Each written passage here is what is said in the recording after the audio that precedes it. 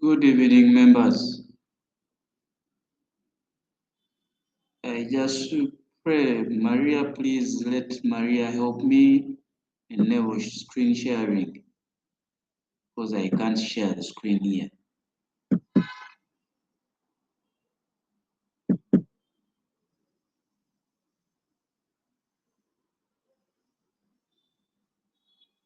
Good.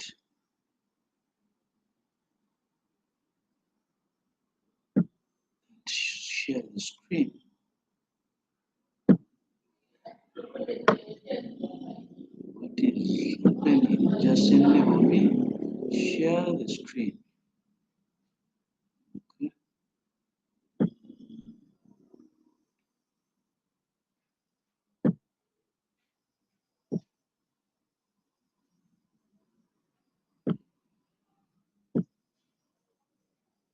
Okay. I think it will now. Okay. Thank you. Fine. We're now doing company law. This is one of the most examinable area, and I pray that we understand this today. It's not difficult at all. It's a normal simple paper, but company law, as you hear, is very examinable. It's a very gray area for exams. So please endeavor to understand what I'm going to say. I'm going to go slow and explain each and everything. So company law is governed by the Companies Act 2012. Like I told you, do not make mistakes of adding these years in your exams because the law evolves every day. By the time you're doing exams, they might have brought the Companies Act 2026. Now, the moment you quote 2012, you'll be wrong. So it's better you say the Companies Act and stop there. So the Act provides for the following types of companies. The Act provides for the following types of companies. The first one is a public company. A public company. This is a company that is allowed to sell its shares to the public. It has a minimum of 7 members and no maximum. It must have a minimum of 2 directors.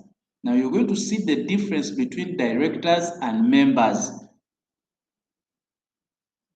Members are the people who have shares in the company, or the members who have signed on the articles and memorandum of association that we are going to be part of the company. That is what they call members. Now, directors are officers of the company. I know we're going to look at the officers of the company as time goes by. Now, public companies, they mean all the companies that you see on the stock exchange, listed on the stock exchange, are public companies. For example, MTN, because it sold its shares to the public. Umeme, Uganda Clays, to mention but a few. Those are what we will call public companies. Then we have private limited companies by guarantee. Private limited company by guarantee. This is a company whose members guarantee that they will contribute to a certain percentage of the company's debt during winding up of the company. The members are not allowed to sell their shares to the public. So every private company is not allowed to sell its shares to the public. But public companies are allowed to do that. Now, The members guarantee that they will pay a specified amount of money, a date, during the company's winding up. Winding up is going to be the last topic we're going to handle today. Means the company's lifetime has come to an end. Now, with private limited companies by guarantee, even your personal property as a member who has a guaranteed, if you don't raise that money, your property will be sold to recover the amount they wanted. For example, I guarantee that I shall pay 5 billion shillings if my company is winding up and I still have debts. The company has debts. Now, if I do not raise the 5 billion shillings, they will sell my personal property, whether it is a car, whether it is house, land, everything will be sold until they raise the 5 billion shillings. Then 3 is the private limited company by shares. This is a company whose liability of the members is limited to their unpaid shares during winding up. It is not allowed to sell its shares to the public. The minimum number of the members is 2 and the maximum is 100. So all private limited companies, the minimum number of the members is 2 and the maximum is 100. But with private limited companies, they are not allowed to sell their shares to the public. Now, a public company has the initials PLC at the end. It has the initials PLC at the end. But with a private limited company, it has the initials LTD at the end. Now, private limited company by shares. If you bought, let me say, 50 shares in the company, and you only paid up for 30 shares, but you are allotted 50 shares, but you paid up for only 30. During winding up, your liability is only limited to that unpaid, the 20 shares that are unpaid. The moment you pay for them, your personal property is not attached. That is the difference between a private limited company by guarantee and a private limited company by shares. It is your limit is only limited to you, the shares. And finally, we have a single member company, what we call an SMC. Now, single member companies are like sole traders, but they're in the form of a company. So you the sole trader, you the sole person, you do everything.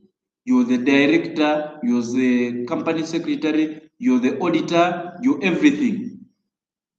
So at that level, the difference with the rest of the companies, here in the single member company, when they are suing, they sue the company and sue you as a person. They sue both.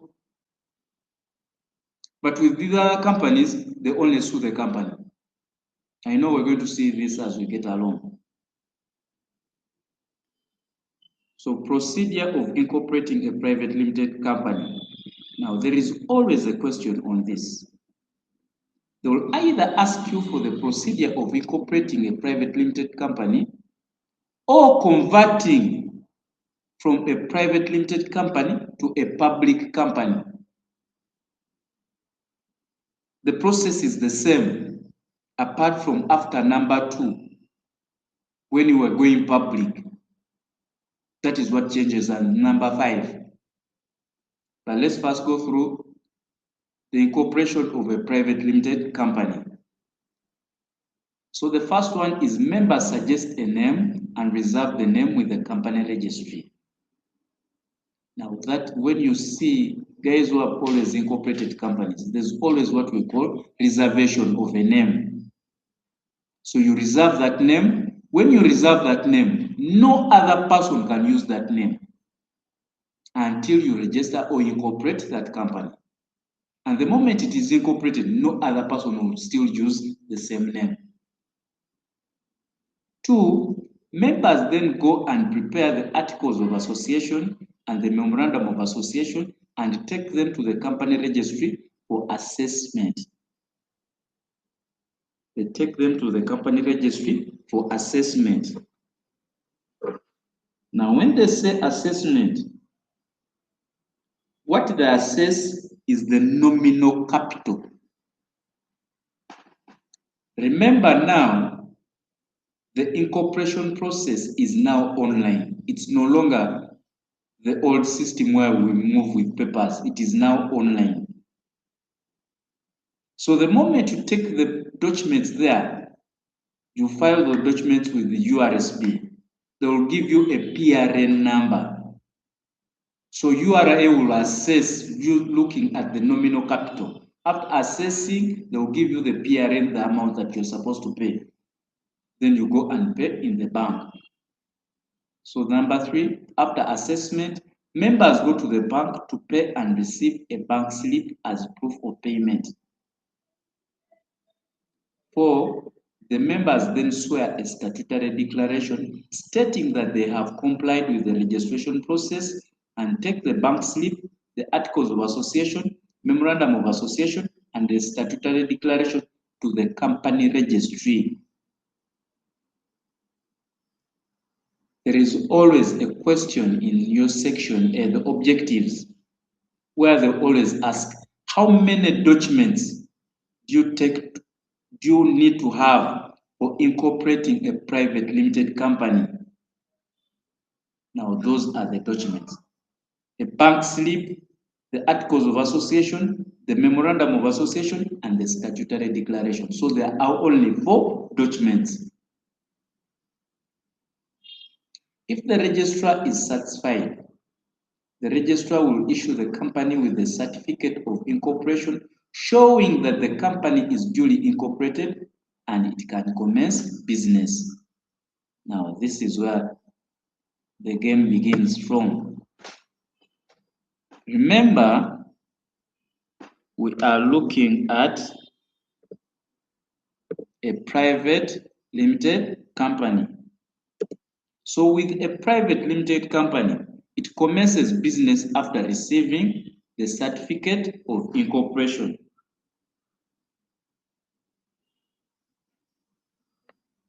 But a public company can never commence business after receiving a certificate of incorporation. Now, we've done the private limited company. Now we are converting the private limited company to the public company. And I will use MTN.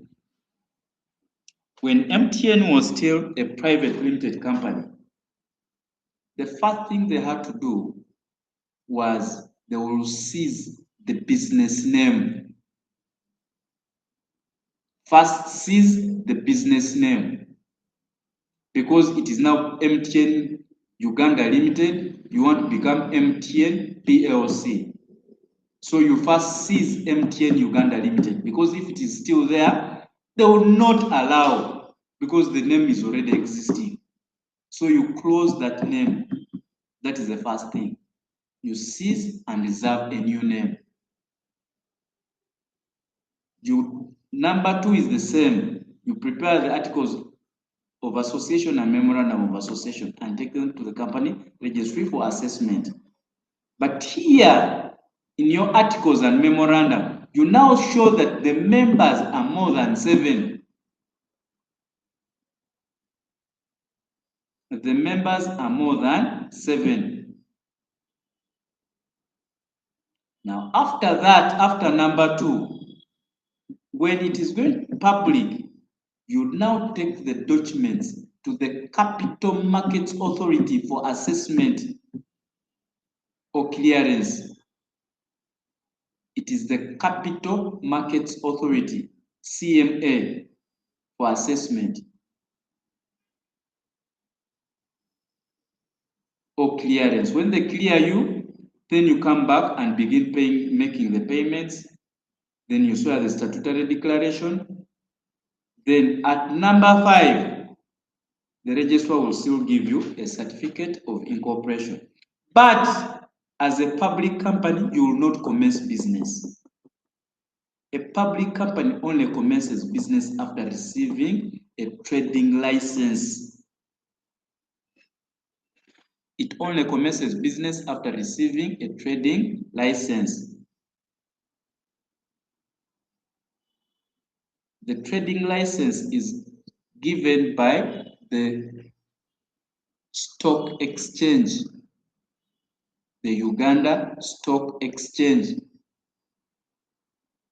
So most of you people who always watch news, you'll always see those type of companies before the end of the news, mostly on NTV. You'll keep seeing those companies. All those companies that you see there are public companies. They are public companies.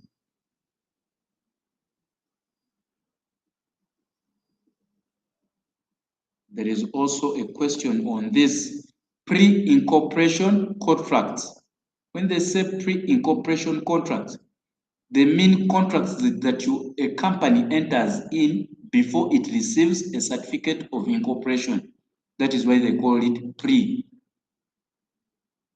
So at times, promoters enter into contracts with third parties on behalf of the company before the company is incorporated. Now, promoters are not the Bajos. They are not the Abitex. Please, those are not promoters. Those are music promoters. We are looking at promoters in companies. So promoters are people who are involved in the incorporation process of the company. The people who are involved in the incorporation process of the company are called promoters. So the company is not liable on these contracts, the pre-incorporation contracts, because by the time the contracts are entered into on behalf of the company is non-existent. The company is non-existent. One is because it does not have a certificate of incorporation. The moment a company receives a certificate of incorporation, it has contractual capacity. But here it has not gotten the certificate of incorporation, so it does not have contractual capacity.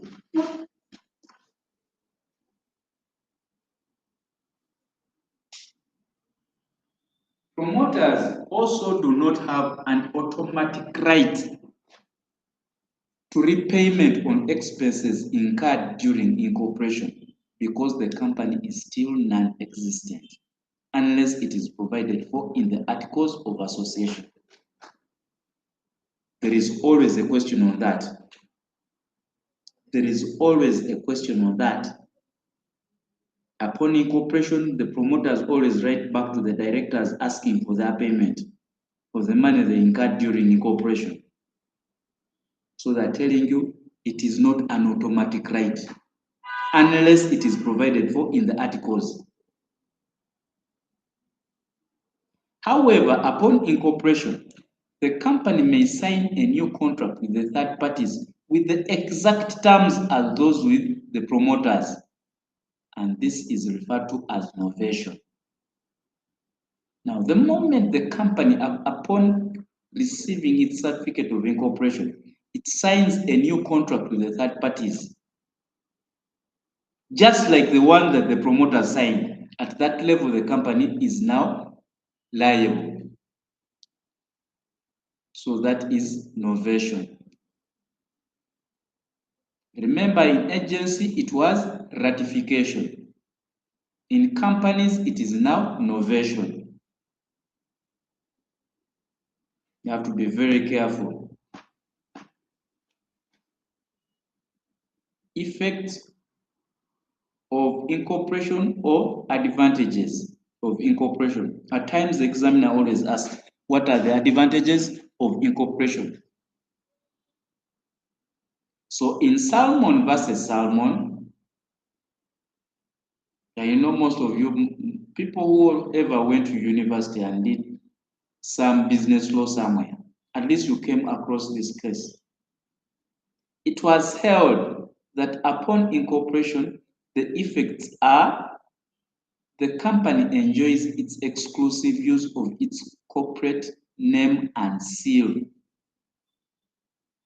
Now, that is the reason as why they told you the name reservation. It enjoys its exclusive use of its name and seal. It can own property in its own corporate name. It can own property in its own corporate name. Now, for this point, I want to tell something to you guys, but please don't do the opposite. But I know it's part of life. Women, be very careful with your husbands. My brothers, please, when the woman begins disturbing you, this is what you're supposed to do. You might be having a monogamous marriage. And you know, in a monogamous marriage, you always share property upon dissolution of the marriage. So when you realize that she's going to ask for property, you're going to share the property, convert the property in the names of the company. And make sure, incorporate the company and make sure you're not a member in the company. But you're going to direct the affairs of the company. So upon when they want to sell the property, they want to show you, court sale tells you to share the property. The other property is for the company. So the company has a right to own its own property. So the moment you risk touching company property, it will take you to court. So sometimes men do this. Now, my sisters, please, this is one game you must be very cautious about. 3, it can sue or be sued in its corporate name.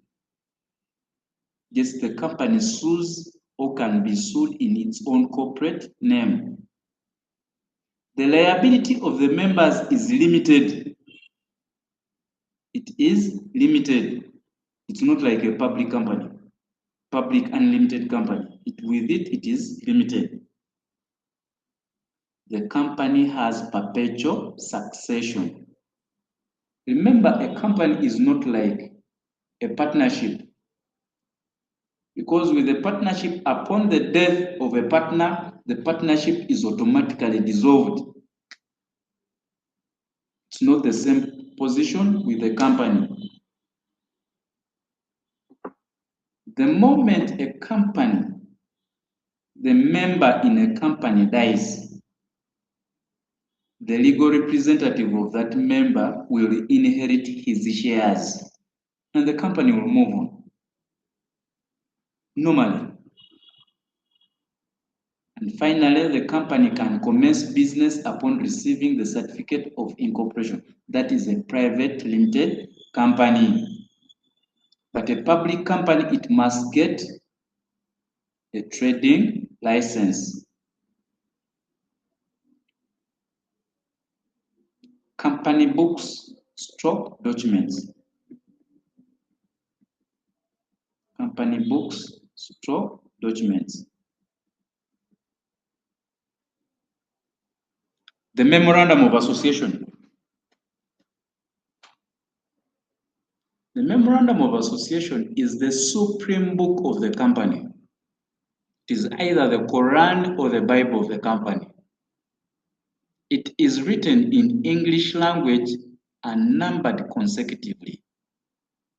It must be signed by the members and witnessed by at least one person. Have you now seen it must be signed by the members and witnessed by at least one person. Now, the members say that we, the following members, have agreed to form or to be part of this company. So that is why they call them members. So the first members of the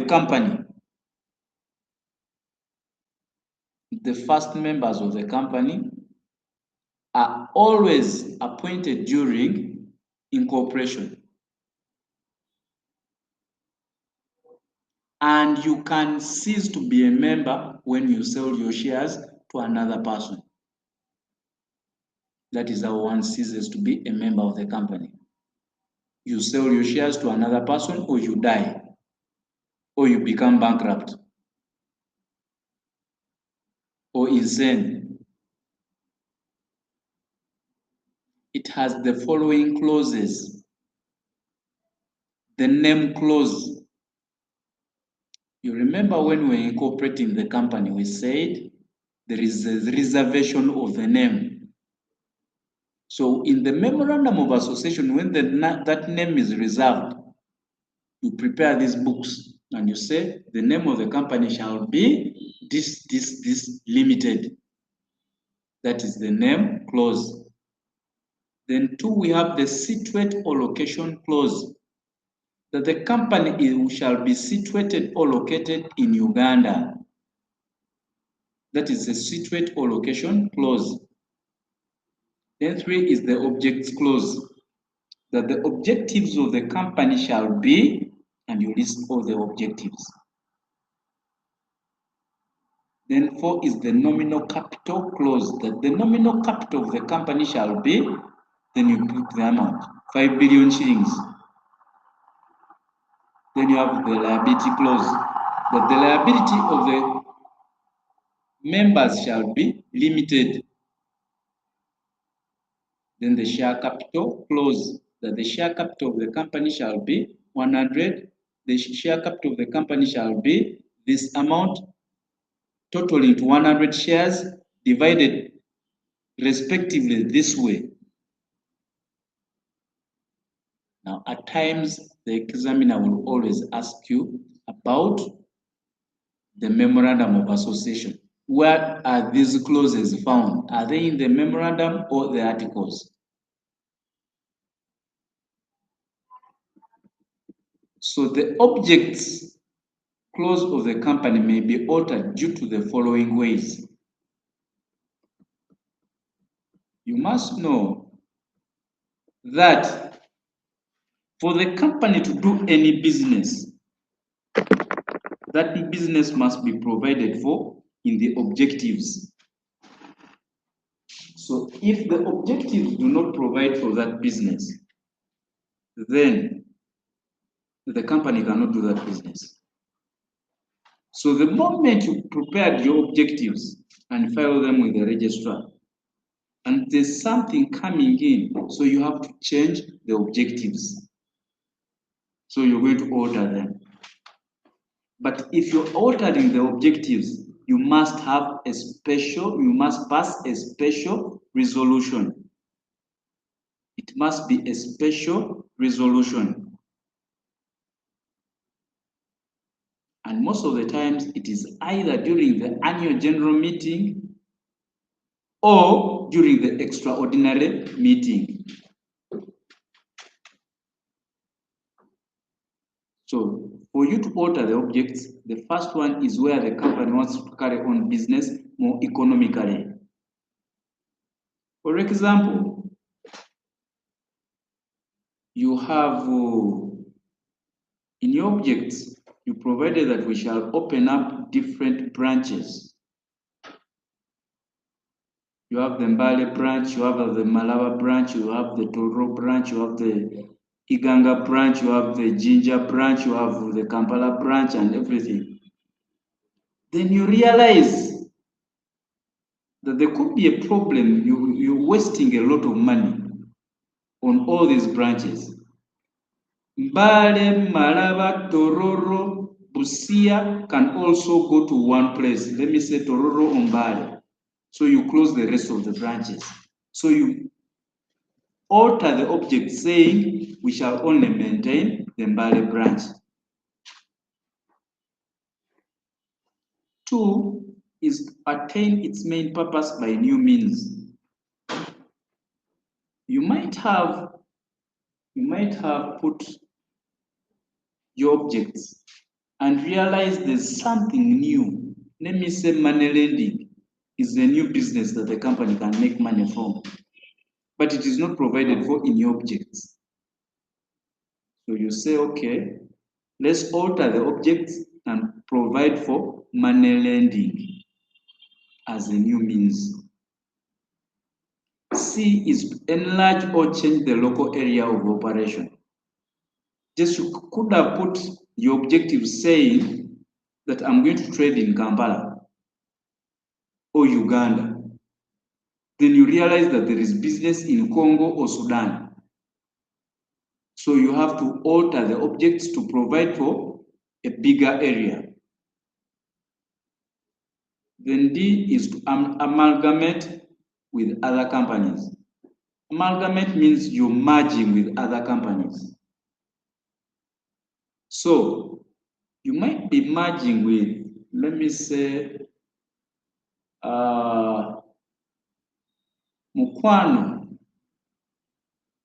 group of companies is merging with, which one is this? Uganda Clays.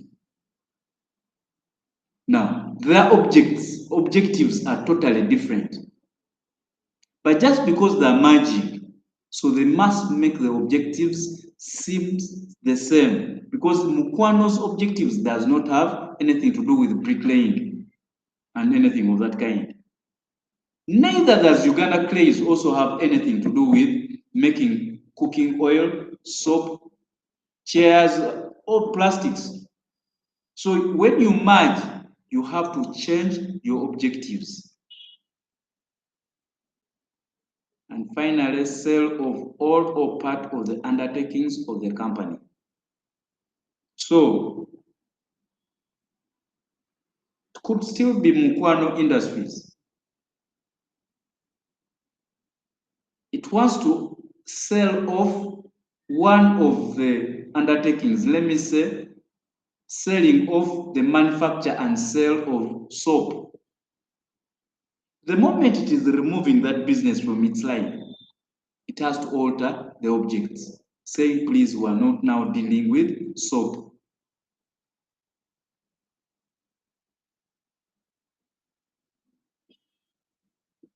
Second document is the Articles of Association. This is a book that provides for the internal management of the company. I remember we used to call it the Indo Management Rule. The Indo Management Rule. It provides for the officers of the company, their duties, company meetings, voting at the meetings, etc. It is also written in English language and numbered consecutively.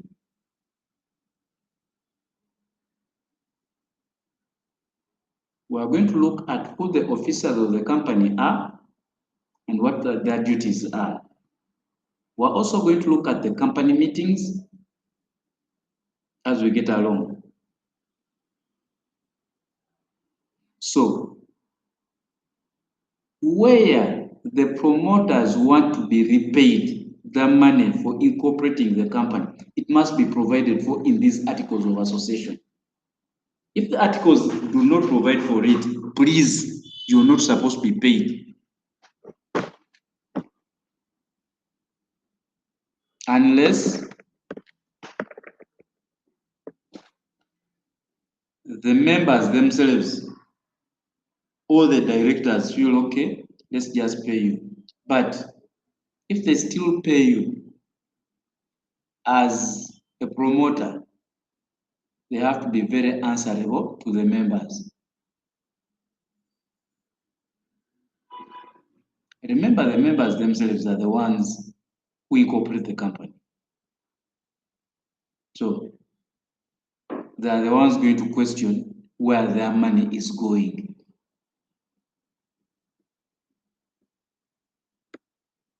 Shares and debentures. Shares and debentures. A share is a member's interest in the company, and it gives a member a right to vote. So when you are a shareholder in a company, you have the right to vote. There's one thing that you know. When they tell you shares, there are different types of shares in a company. We have what we call ordinary shares, and what we're looking at is strictly ordinary shares. We also have what we call preferential shares. Then we have what we call redeemable shares. Ordinary shares, if it is a public company, the moment you see the initial public offer, the IPO, whoever is buying shares at that time is going to receive ordinary shares.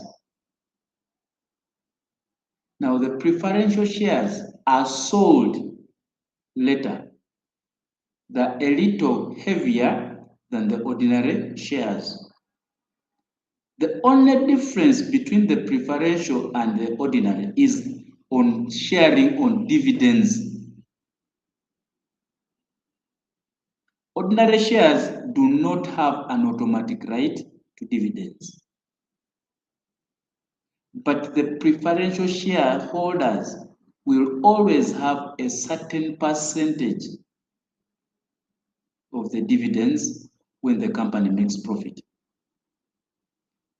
And that dividend, if it is not issued this year, it will still accrue the next year, which was not the same position with ordinary shares. Now we have redeemable shares. Today, don't begin saying Solomon is becoming so funny. I'm teaching you something that is a daily thing. This is one thing that genuinely happens in our lives. Redeemable shares. Ladies, please be very careful when they tell you to sign share documents. A man will always incorporate a company. And just because you're his wife, he will say, fine, receive the shares, but he will give you redeemable shares. Now, redeemable shares are shares that the company will buy back later. The moment the company buys them back, you cease to be a shareholder. You totally cease to be a shareholder. If you ever realize, or if you watched or followed the case of Olivia Chigongo versus Mosapot, she was given redeemable shares.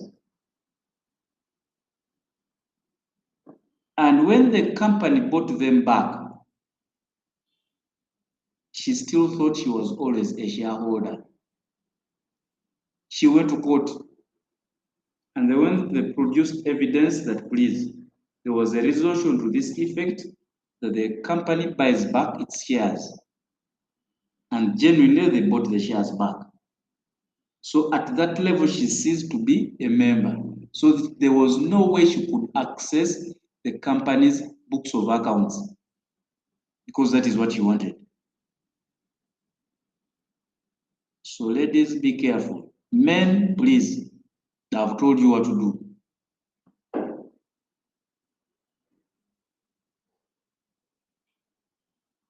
But don't hate me. My work is to give you the information. So a debenture is a document that shows the company's indebtedness. The document that shows the company's indebtedness.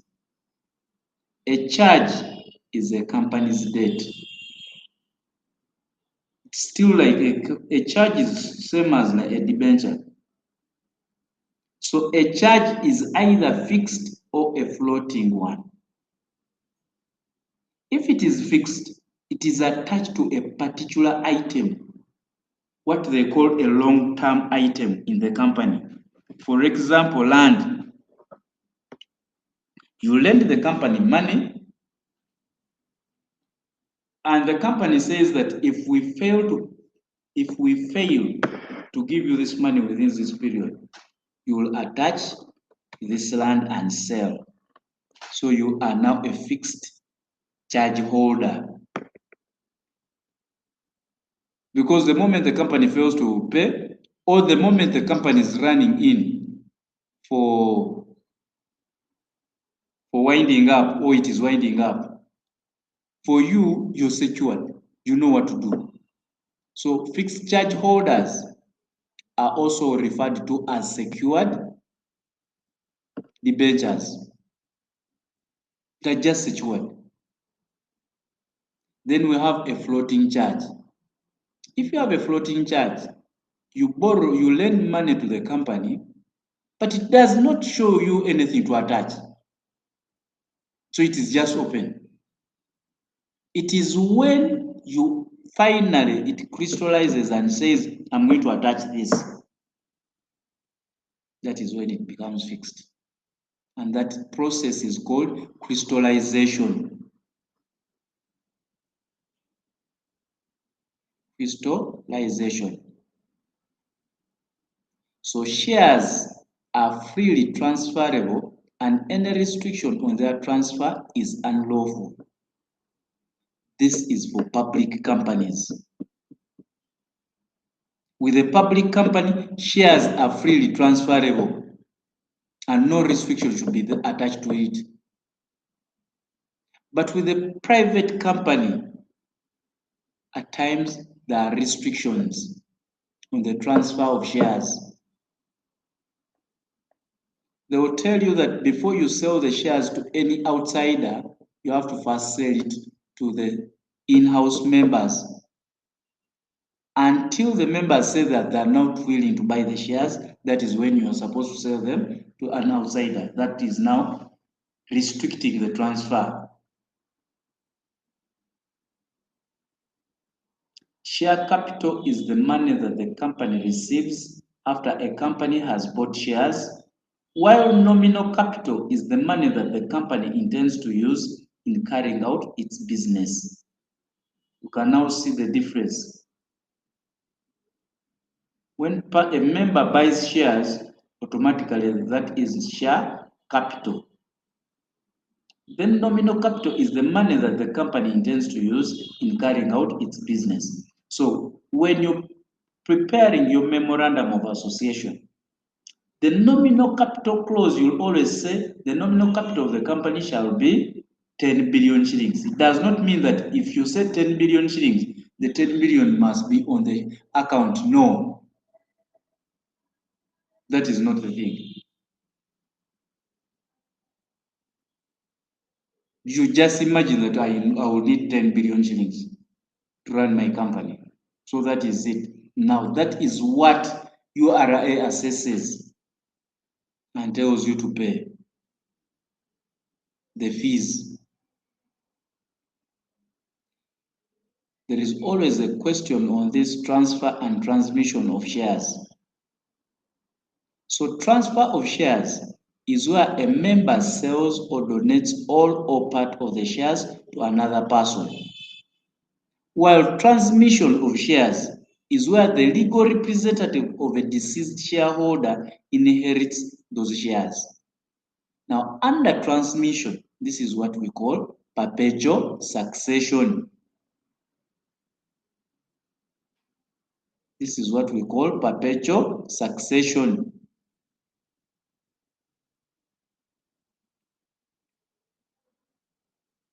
Now, when they say a legal representative, who is a legal representative?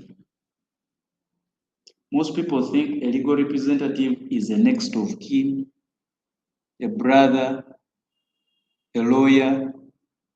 Please no. A legal representative is a person who either has letters of administration if the person died intestate. If the shareholder died intestate means the shareholder died without writing a will. Intestate means you've died without writing a will. When they say you died tested means you've written a will.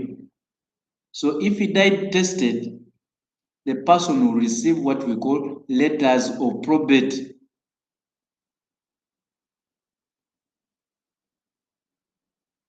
So dying intestate, you get letters of administration.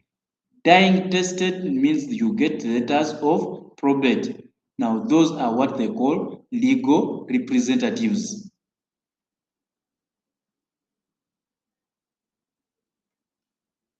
Company meetings. This is our next topic. Company meetings. A company communicates through various resolutions passed during various company meetings. I.e., now that talking about resolutions. I remember when I told you that when you're altering the objects, you must pass a special resolution. A special resolution means the people supposed to vote for that resolution must be 75% and above. Anything less than that will not be a special resolution. The other resolution is an ordinary resolution. Now, with an ordinary resolution, it is passed by a simple majority. 51% is enough, or 50.1 is just enough.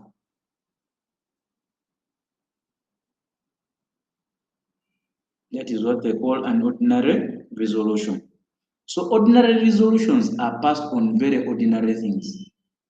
But very pertinent matters of the company, you must pass a special resolution.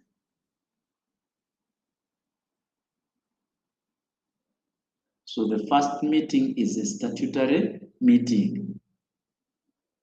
This is the first meeting the company holds after incorporation. It is held once in the company's lifetime. It is held within the first 3 months after incorporation, and the statutory report filed by the company registry within 14 days after the meeting has been held. Somebody will ask me that, Solomon, how comes I've never held a statutory meeting? Oh, remember, if you do not hold a statutory meeting, it will be a ground for the company registrar to wind up your company.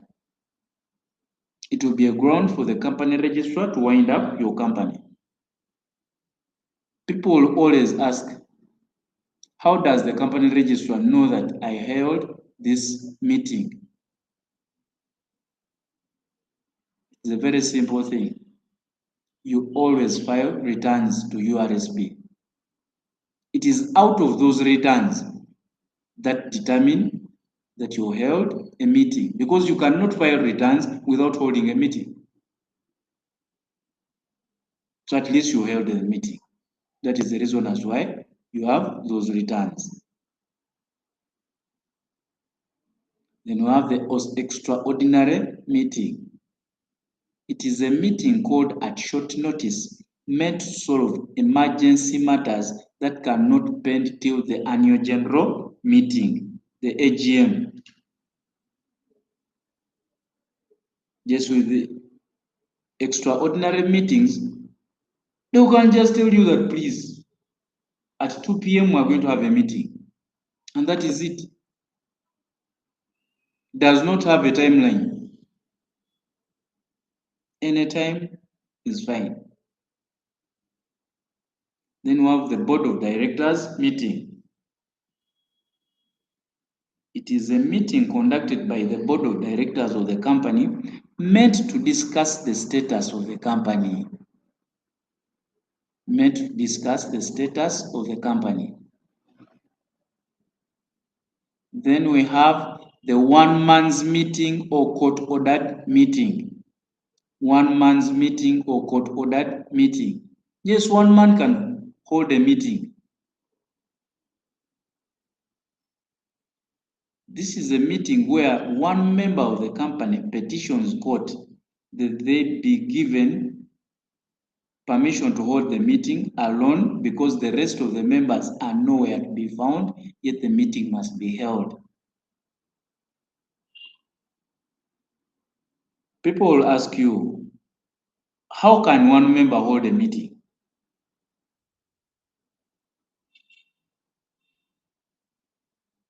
Remember, there are 2 meetings that if you do, the company does not hold them. That is a public company. If the company does not hold them, the company is going to be wound up. The company is going to be wound up. The first one is a statutory meeting. The second one is the annual general meeting. The moment those two meetings are not held, or one of those meetings is not held, the company is wound up.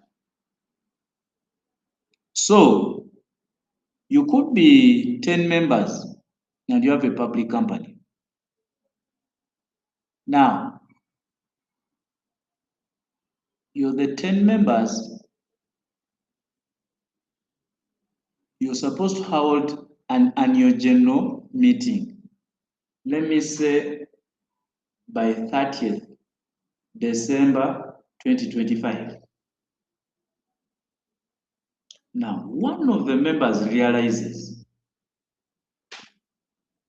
that out of the 10, 5 are in prison. 4 were involved in an accident and are on their hospital bed. Now, you must hold the meeting. You do not hold the meeting, you're only the only person left. You don't hold the meeting, the registrar will wind up the company. So you petition court that please, these are the reasons as to why I'm requesting to be given permission to hold this meeting. Because if I don't hold the meeting, the company is going to be wound up. 5 of our members are in prison and we cannot have a Zoom meeting. 4 are on their hospital beds. They were involved in an accident and their condition is in their position. So please give me permission to hold the meeting and pass the resolutions. So court will give you the permission to hold that meeting. That is why they call it a court-ordered meeting. Now, when you hold that meeting, all the resolutions you pass as a person are binding on the company. So if you wake up and triple your salary and agree and do a few things that strictly are in line with you, pass resolutions to you that effect, that is going to be the position. There's nothing that is going to change until the annual general meeting is held to reverse these positions. So one thing you must know.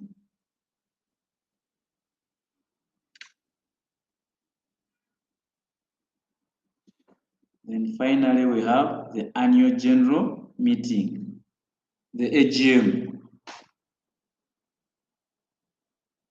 It is a meeting that is held once every calendar year. It is held once every calendar year. Where the company fails to hold it in 12 months, then the company may hold it within the next preceding 6 months. There is always a question in your section A that when may a company hold its first annual general meeting. They'll give you 12 months, 18 months, 21 months, 6 months. The answer is 18 months. They've told you that the first 12 months, if you fail to hold it in the first 12 months, they will still give you another 6 months, which is going to be 18 months. It passes both special and ordinary resolutions. So it passes both special and ordinary resolutions. The quorum for the meeting. Quorum is the minimum number of the members present for that meeting. So the quorum for the meeting is 3/4 of the members, and every member has a right to vote. So 3/4.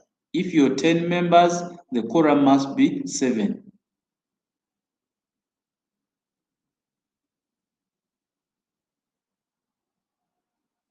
Where a member is absent, that member can send a proxy to attend on their behalf, and the proxy also has a right to vote.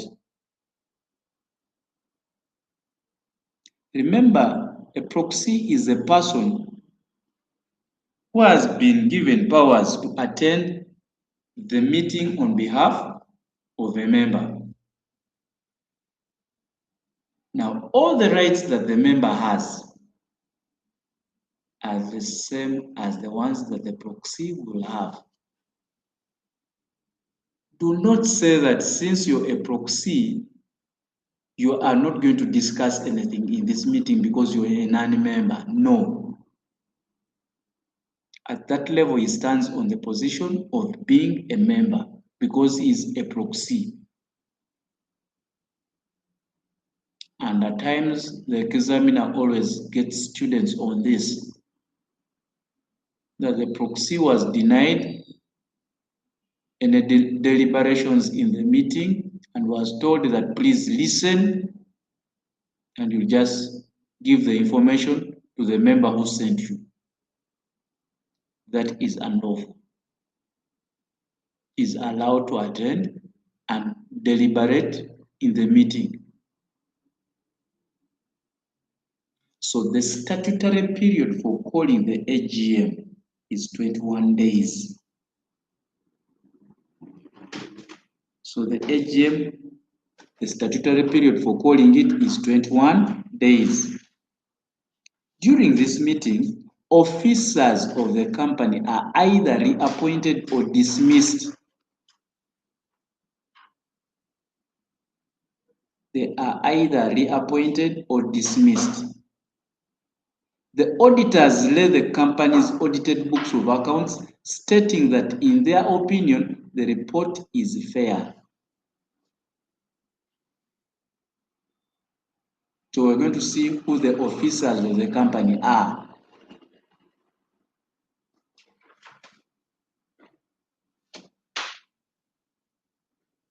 Officers of the company. Officers of the company. The first officers are directors. First officers are the directors. Remember, the members are the owners of the company. Now, the members delegate their powers to the officers, the directors as officers of the company, to manage the company on their behalf. So directors, these are the officers mandated with the powers to manage the day-to-day affairs of the company, because they have delegated the powers to them. So the first directors are appointed during incorporation and are reappointed or dismissed at the AGM. Now, I told you that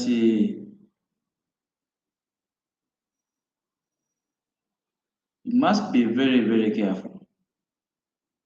Special resolutions are for pertinent matters of the company. Now, appointment of officers of the company is a pertinent matter. It's very serious.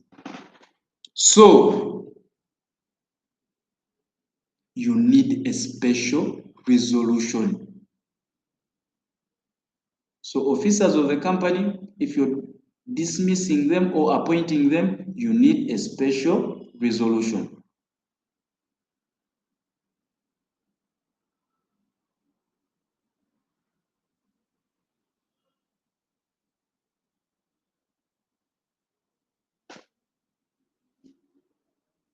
Qualifications of directors.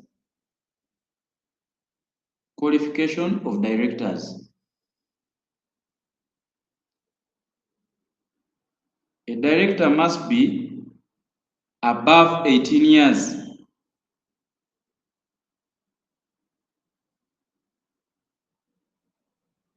Above 18 years.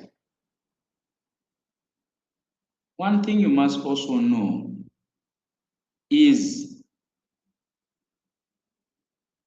directors do not have academic qualifications. They do not have academic qualifications. It's one simple thing that I want you to be very careful with.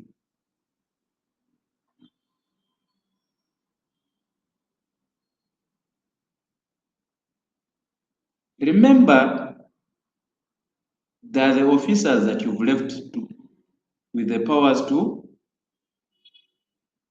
manage the company's affairs. We shall look at their duties.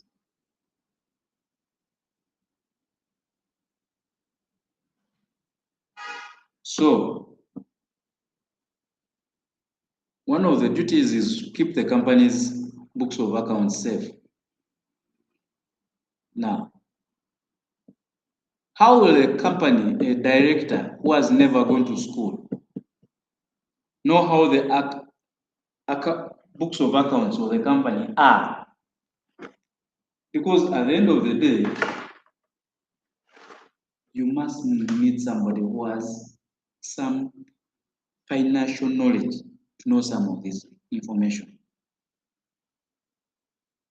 So they're saying the qualifications is you must be above 18 years. There's nothing like academic qualification.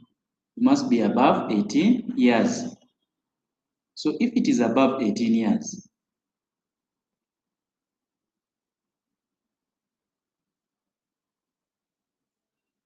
the old act provided that for you to become a director, you must be above 21 years and below 75 years. But this new act says you must be above 18 years and does not give the maximum. So you can be a director for the rest of your life. You must not be bankrupt or insane. You must not be bankrupt or insane. And you must not have been convicted of any company-related offenses, e.g. fraud, insider dealing, etc. So bankruptcy or insanity, I told you these two people, these are 2 points. That it's not 1 point, there are 2 points. These two people do not have contractual capacity. Remember, directors of the company act as agents of the company and they enter into contracts on behalf of the company. So the moment you become bankrupt or insane, you cease to have contractual capacity, so you cease to be a director. So duties of directors. The first duty is the duty of care and skill. You must be very careful and skillful when handling company-related matters. Then you have a duty to attend company meetings, just like board meetings, board of directors meeting. You must be there. Then you have a duty to make independent judgment. Independent judgment does not mean that you're going to cease to consult. You can consult, but at the end of the day, please take the decision yourself. Then a duty to act in the best interest of the company. A duty to act in the best interest of the company. So,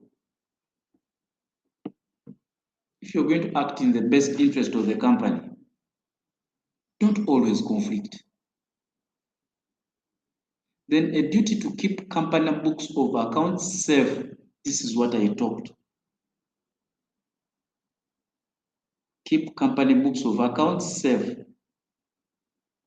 So if you do not have any qualifications, academic qualifications, how are you going to keep some of these things safe? Then a duty to register new shareholders.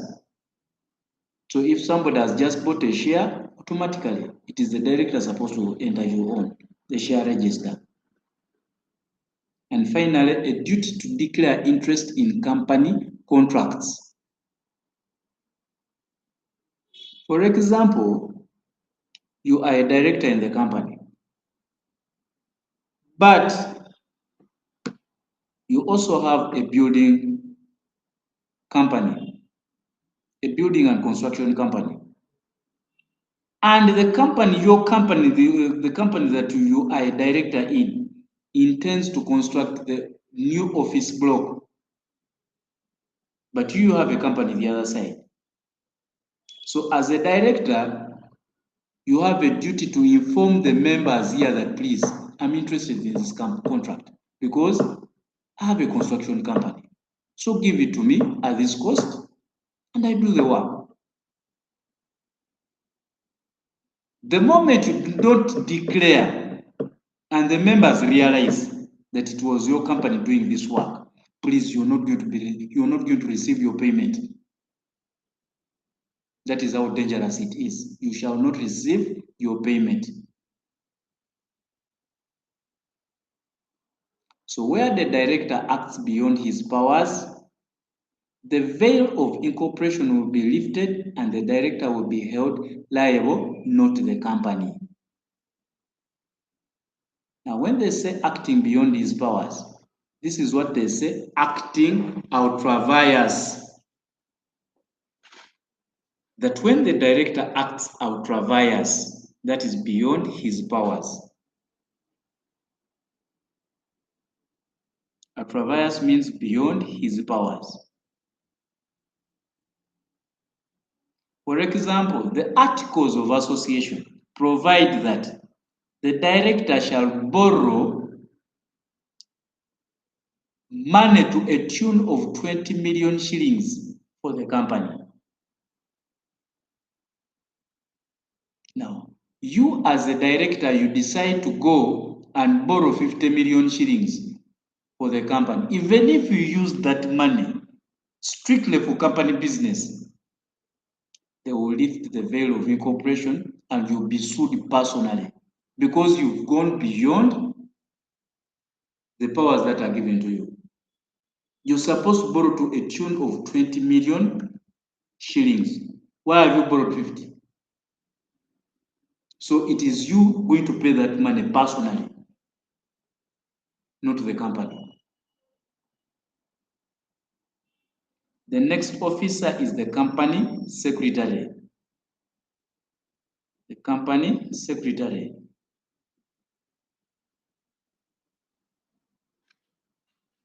This is the other officer of the company. They are also first appointed during incorporation and may be reappointed or dismissed during the AGM.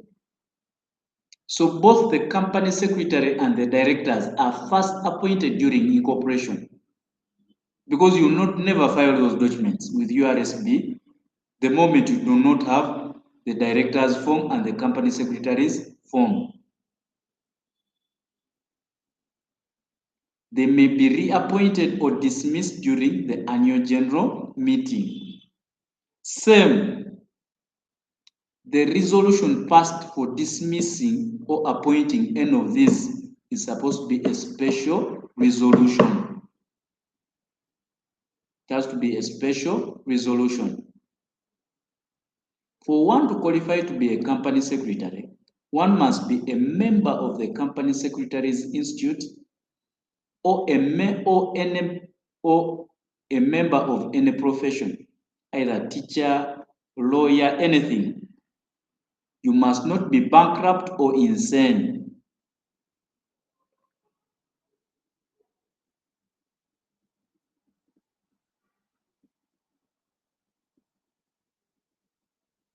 The company secretary has a duty to call for meetings and take minutes during the meetings, a duty to file company documents with the company registry, and a duty to receive and represent the company in all legal related matters. That is the reason as to why most companies always have lawyers as the company secretaries, because there is no need for you to begin outsourcing a lawyer to represent the company. You just need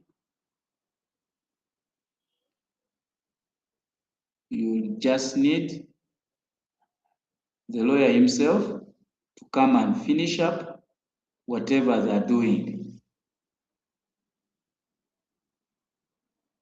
Just give me a minute, let me come.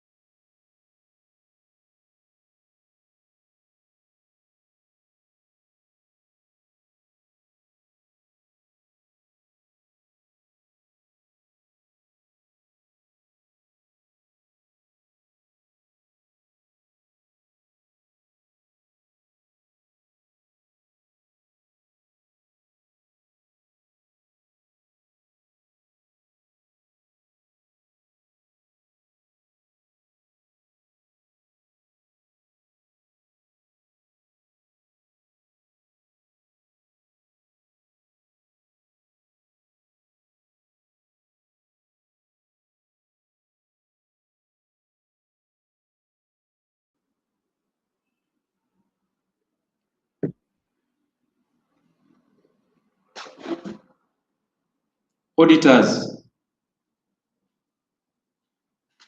Auditors. Company auditors. This is the third officer of the company. So the company only has 3 officers. The rest are just employees. The rest are just employees. There are only 3 company officers. So you dismissing these officers or appointing them or reappointing them, you must pass a special resolution. If you're altering the objects, you must pass a special resolution. There's something that I have to tell you. Just find a piece of paper and always write this down. That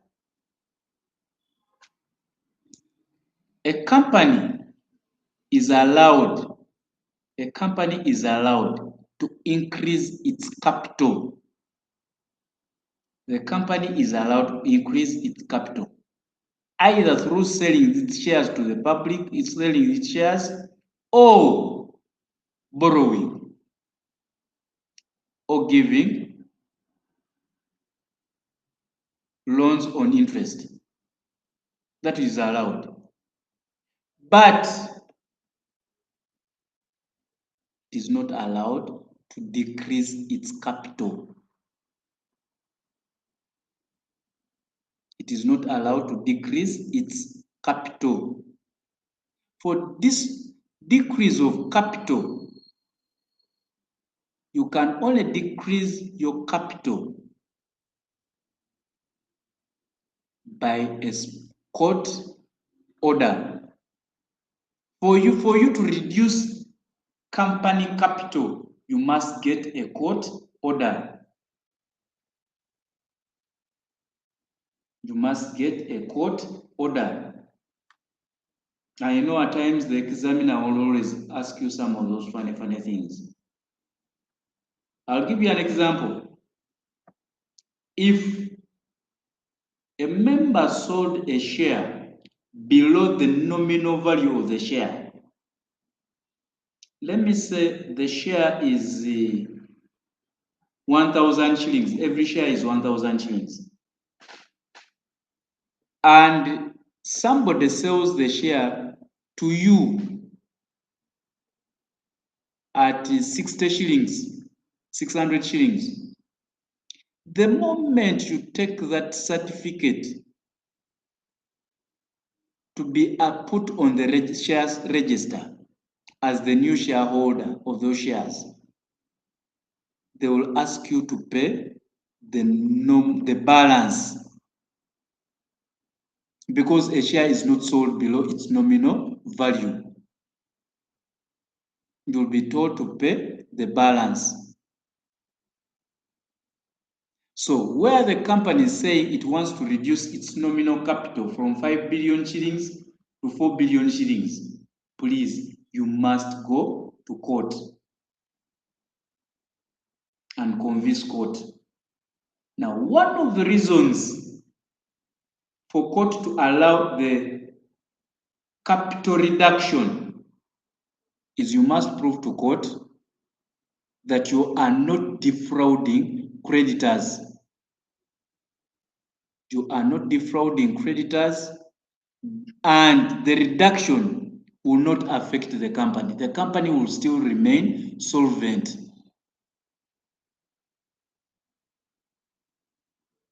There are 2 things you must know. Companies become insolvent. Individuals become bankrupt. That is the difference. Companies become insolvent and individuals become bankrupt.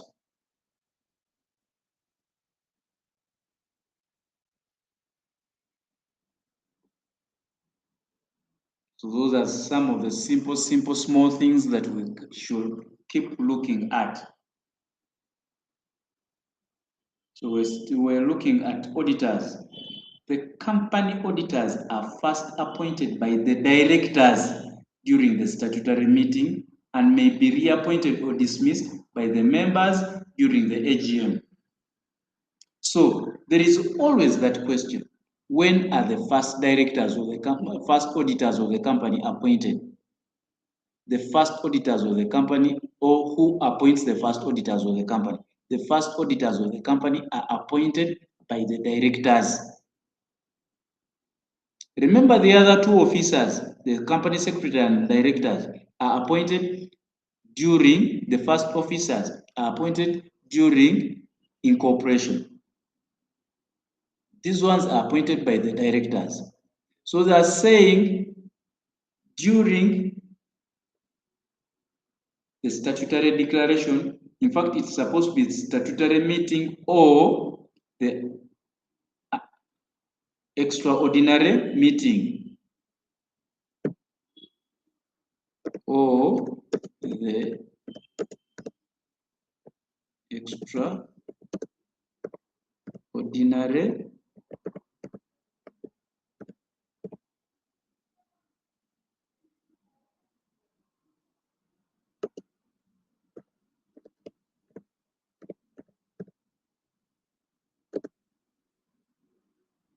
and may be reappointed or dismissed during the AGM. I told you all the officers, dismissing or appointing them, you have to pass a special resolution. The auditor must be a member of any professional accounting bodies, e.g. ISPAO, SCCA, CIMA, or a member of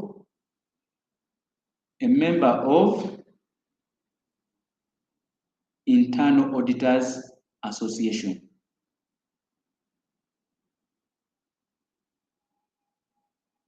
Their duty is to audit company books of accounts and advise members about the company's financial status. The company's financial status.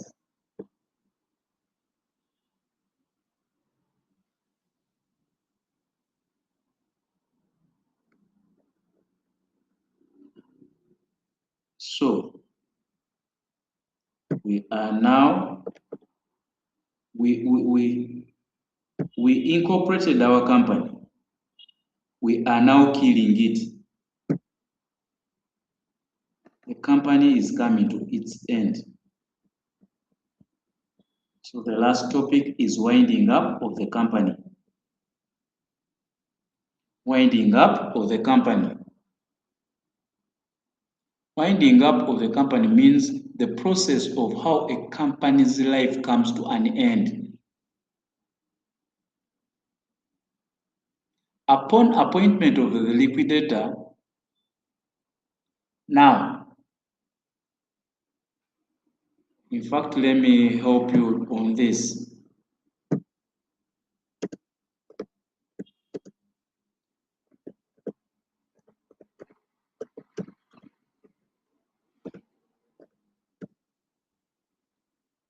The examiner at times brings administrator instead of liquidator.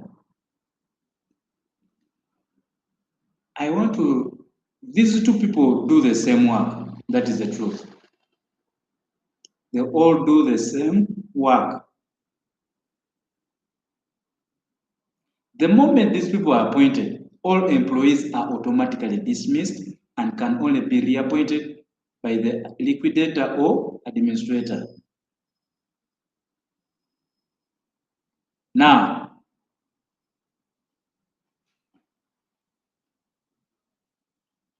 there is a difference between a liquidator and an administrator. A liquidator is the person who handles the company's life. The company's life coming to an end. Is the one who kills the company. That is what they call a liquidator. But an administrator is a person who tries to see to it that the company's life is maintained. You might be going through a very torrid moment as a company. Now you'll choose to have the company under administration. When they say administration, you appoint an administrator yourselves and you first remove the directors. Now the administrators sit in the position of the directors. To see that the company, instead of making losses, let's try to see how best we can make profits.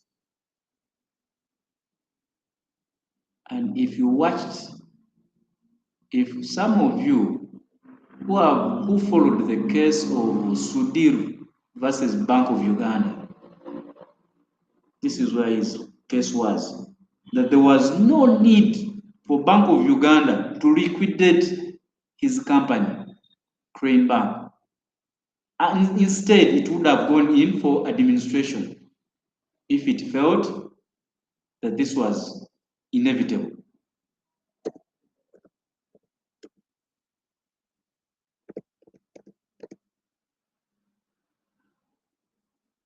So,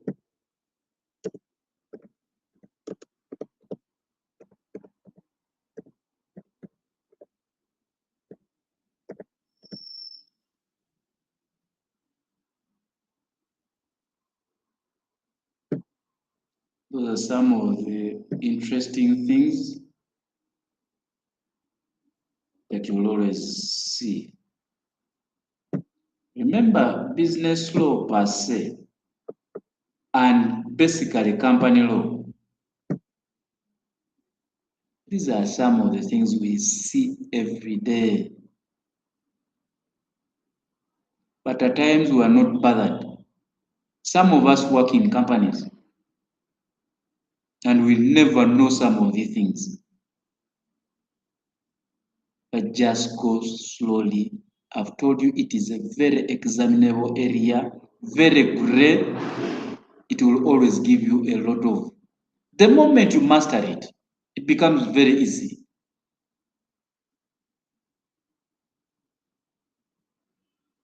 Modes, stroke types of winding up. Modes or types of winding up. The first one is voluntary winding up. This is where the members pass a resolution that the company be wound up, either because they have achieved all their objectives or the time for which the company was to exist has lapsed. Now,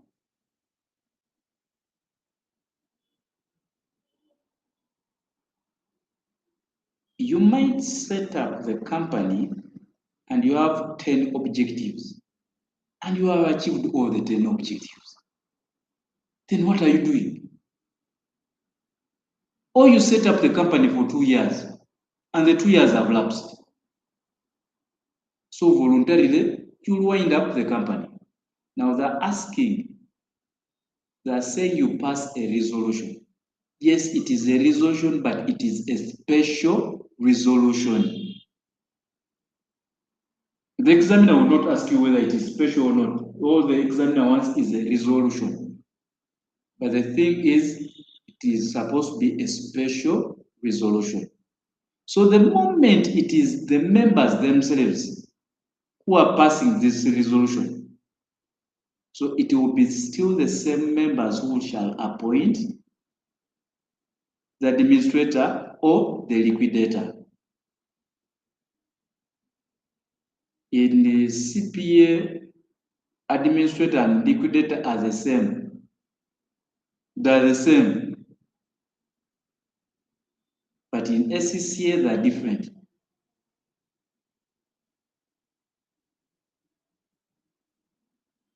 Then we have creditors winding up. This is where creditors pass a resolution that the company be wound up because it has failed to pay its debts. It has failed to pay its debts. Now, during a creditor's winding up, it is the creditors themselves who appoint a liquidator or administrator.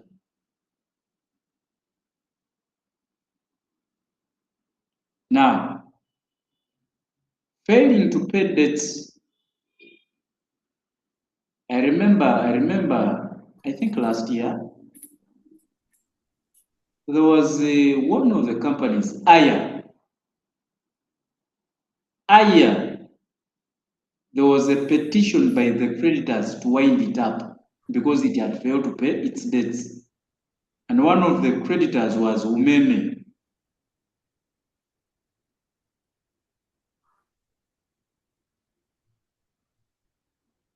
Now, company law, under company law, they have not given us a specific amount of money that the creditors will petition for winding up. But in bankruptcy, a person to be declared bankrupt, you must have failed to pay a debt of 1,000 shillings 1 year down the road.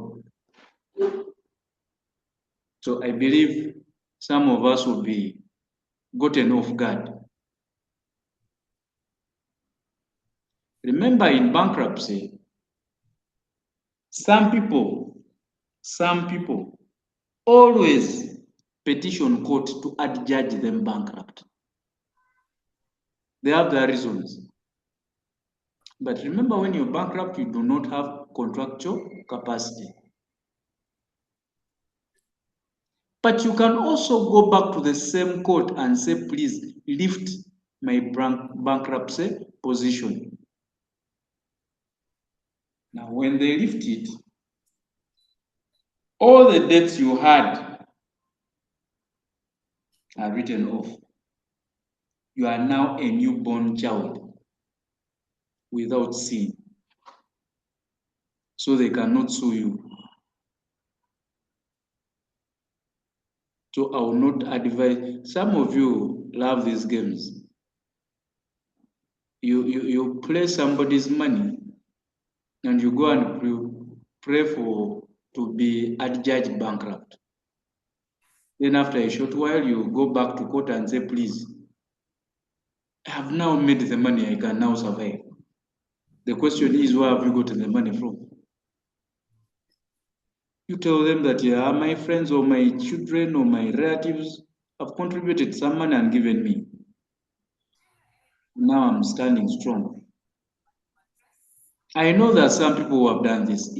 Look at the US. Guys like 50 cents also did the same, just because they were running away from their creditors.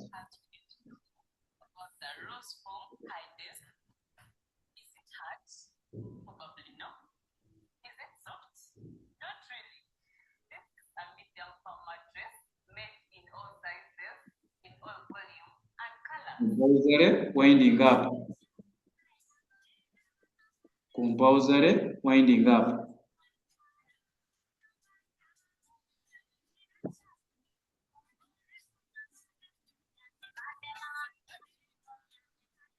Compulsory winding up. This is where a court orders that the company be wound up because it is just and equitable that it is wound up. That is to say, there is a total breakdown in personal relationship of the members. Now, the just and equitable principle, me as a person, I will also pray that it is also brought into domestic relations. Divorce. You have a monogamous marriage. Why can't they bring the just and equitable principle that the marriage should be divorced, the marriage should come to an end? For example, you have irreconcilable issues. The man stays in the garage, the woman stays in the bedroom. For the past 5 years, is that a marriage? So let's agree that it is just and equitable, that the marriage is no longer. But like in companies, just and equitable is not there in domestic relations, but it is just in companies. So I was telling you, in companies, the moments where the members cannot meet each other. For example, you call for the AGM, and the moment they reach the end of fighting, every time they reach the end of fighting. So at that level, court will be adjudged and say, please, it is just and equitable, wind up this company because these members will kill themselves. Two, that the company was incorporated for illegal purposes. You might incorporate a company now. On the face of it, it looks very normal. But deep down here, you're selling marijuana. So that is an illegal item. And three, that the company has failed to achieve a single objective 1 year from the time it was incorporated. A single objective 1 year down the road. So there's no need for you to still pay that. Because there's nothing that you're going to achieve. So finally, priority of payment of debts upon winding up. When the company has been wound up, the liquidator or the administrator has now sold all the assets of the company. He now has liquid. He has cash. He has looked at the accounts of the company. There is still cash. He has now put all the money together. So the priority of the payment now comes first. The liquidator pays taxes. So URA comes first. URA comes first. So taxes are paid first. Two, the liquidator pays himself. Yes, you have to pay yourself. Because if you do not pay yourself and the money gets finished, who are you going to ask? The company has wound up and it has been struck off the record. It is no longer on the register. So who are you going to ask for the money? So you have to pay yourself first. That is why the Baganda have a saying that omugabite yesera. Then three, the liquidator pays creditors. Remember, creditors are protected. They must be paid. That is if the money is still there. But if they are paying creditors, the fixed creditors are paid first. Then they now go in for the floating creditors. Then the liquidator pays employees if the money is still there. The liquidator pays the employees. And if there's still more money, the liquidator pays or gives the money to the shareholders because this is their company. This is their business. So if there's still more money, the money is for the shareholders.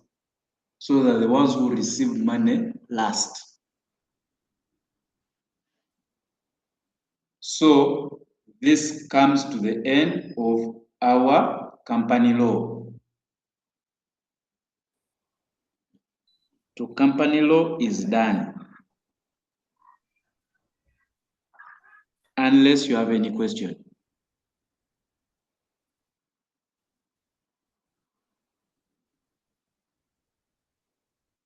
But like I've told you, it is very, very examinable. It is always question number 2 in your section B.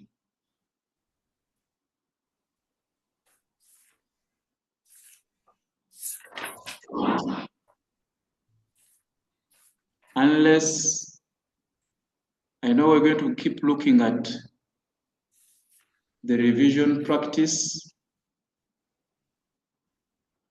and I'm strictly going to begin off with the case study questions, what we call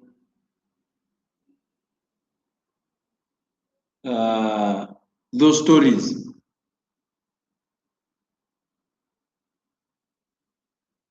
Before we run into the essay questions and we look at the section A. In fact, the objectives will come last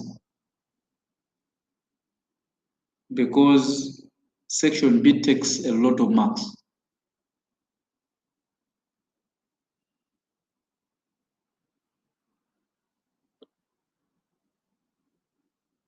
So, if there is anything, please ask.